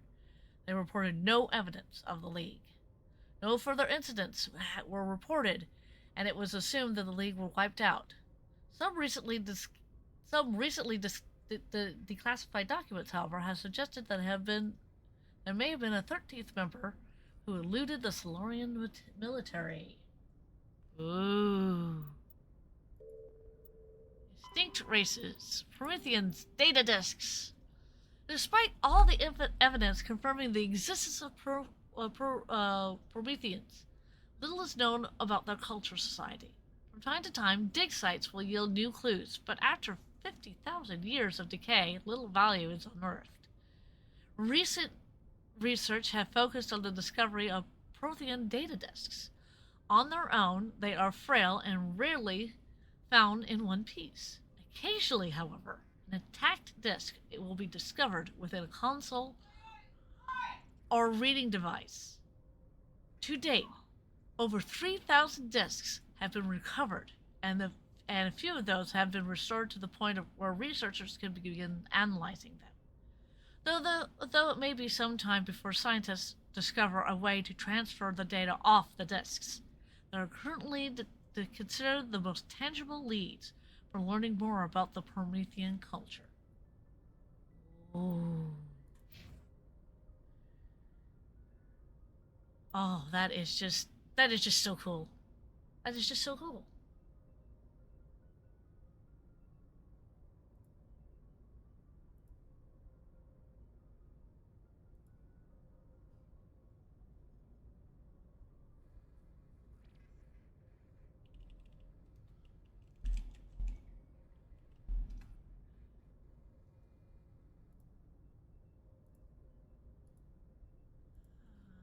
Excuse me while I go into this and fiddle and faddle and foodle around. Things that you guys can't see. Right. There we go. So I have nothing else blinking at me. Go into this for a second. That.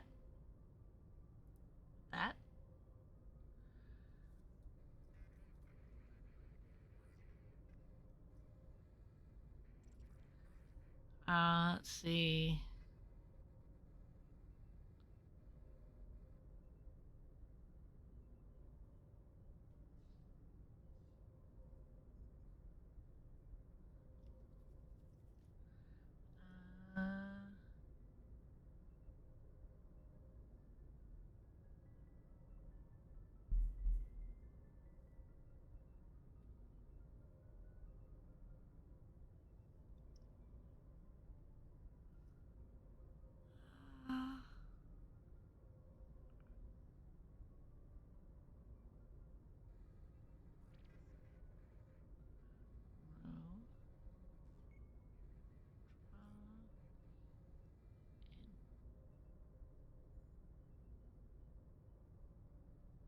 Oh, wait, let's make sure I spell that right.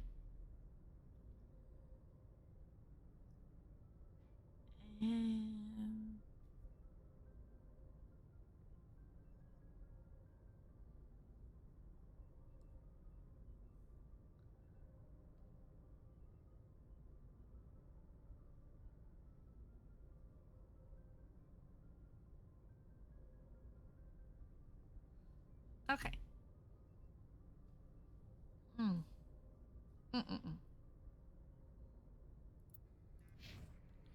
Now let's see here.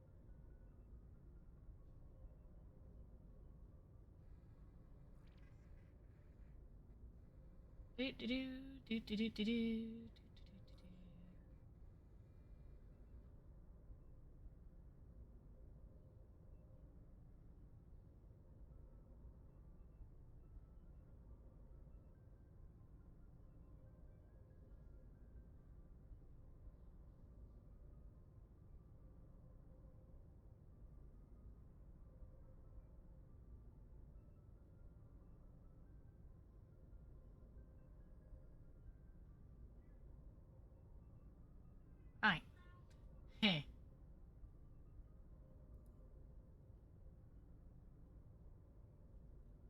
Let's see. Alright. Hi, RTE. How you doing? I'm just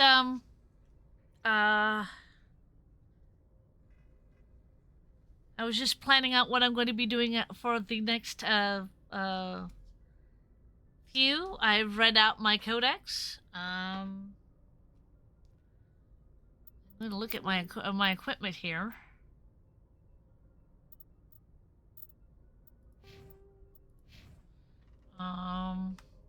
Actually, I'm not going to stand up here while I'm doing this.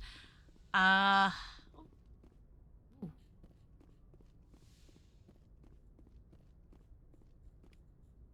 I got some more codex. Yay! I have something else to read now.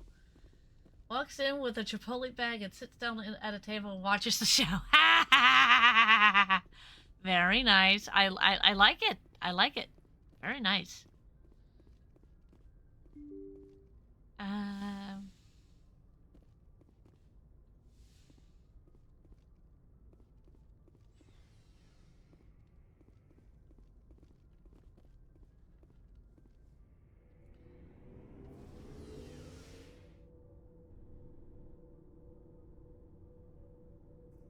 Now, I'm not going to talk to anybody.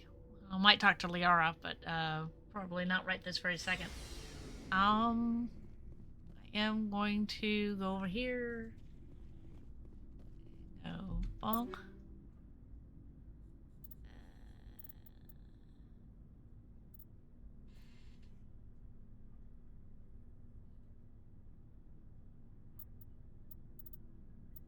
Yeah, I think. Look at the Banshee for a second.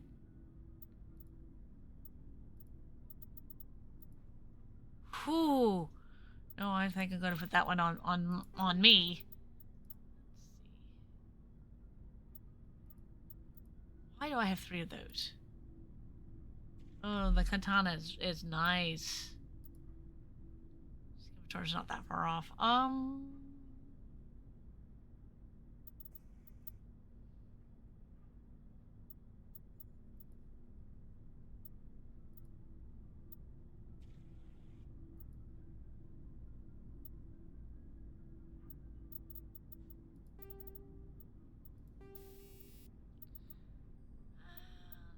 Here. Whip. And then whip. I can't see you doing something with that. Ooh. Ooh, that's nice. Yes. Give you that. But I still...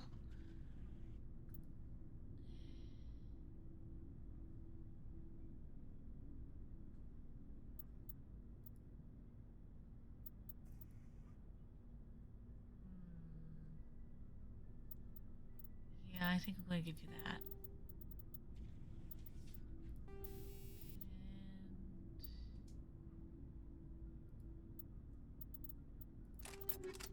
Yeah, okay. Let's see here. Tully.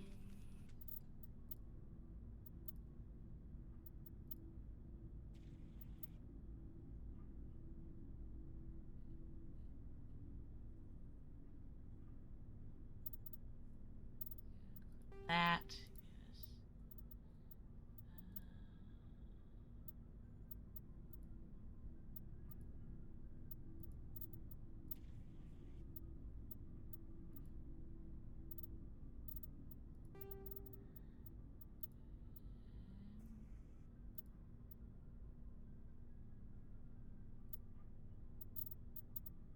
Right, okay. That's the only thing that I can do.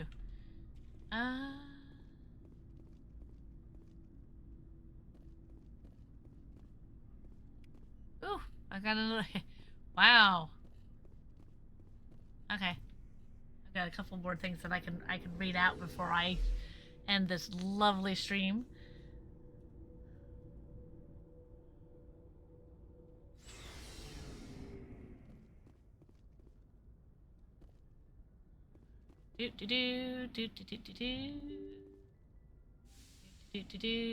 Let's see here. I'm gonna come up here, but I'm not gonna go to the galaxy map or anything. Codex. Primary. Faster than... The Mako infantry fighting vehicle was designed for the System Alliance's frigates. Though the interior is cramped, an M35 is small enough to be carried in the cargo bay and easily deployed on virtually any world. With its turreted 155mm mass accelerator and coaxially mounted machine gun, The Mako can provide a fire team with weapons support as well as mobility. Since Alliance Marines may be required to fight on any world, the Mako is environmentally sealed and equipped with microthrusters for use on low-gravity planetoids. The Mako is powered by a sealed hydrogen-oxygen fuel cell and includes a small Element Zero core. While not large enough to nullify the vehicle's mass, the core can reduce it enough to be safely airdropped.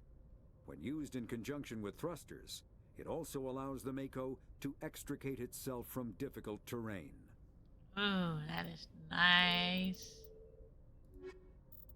And now technology. Communications. Real-time communication is possible thanks to the networks of expensive mass relay comm buoys that can daisy-chain a transmission via lasers.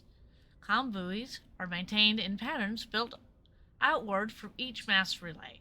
The buoys are a little more than a cluster of primitive miniature mass relays.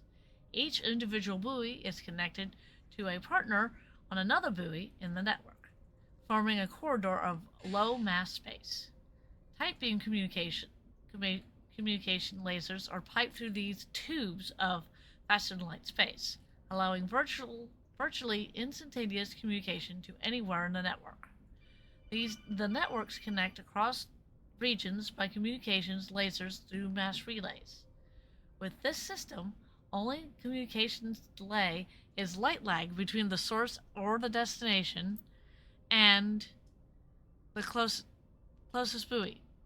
So long as all parties remain within a half of a light second, 150,000 kilometers of the buoys, seamless real-time communications are possible. Since buoys are maintained by all travel areas, most enjoy unlimited instant communication. Ships only suffer communications lag when operating off of established deep space routes around uninhabited outer system gas giants, and other unsettled areas. During wartime, comm buoy networks are the first target of attack. Once a network is severed, it can take anywhere from weeks to years to get a message out of a contested system. In instances where the buoy network has not yet been built or has been destroyed, rapid communication means ferrying information through high-speed courier ships and unmanned data drones. Ooh. And with that, put a new save in. I'm going to save the game. I'm going to come back out here. Thank you all for joining me on this particular adventure. Reading out planets, landing on planets, getting attacked by thresher mauls, and doing a whole bunch, doing some side quests, which we will continue next week. Thank you, as I said, thank you again for joining me on this particular stream. Thank you both Mag and RTE for coming in and talking to me.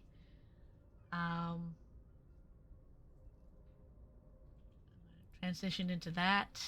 I enjoy you all. Hugs for the hug inclined. Bye, my little kobolds.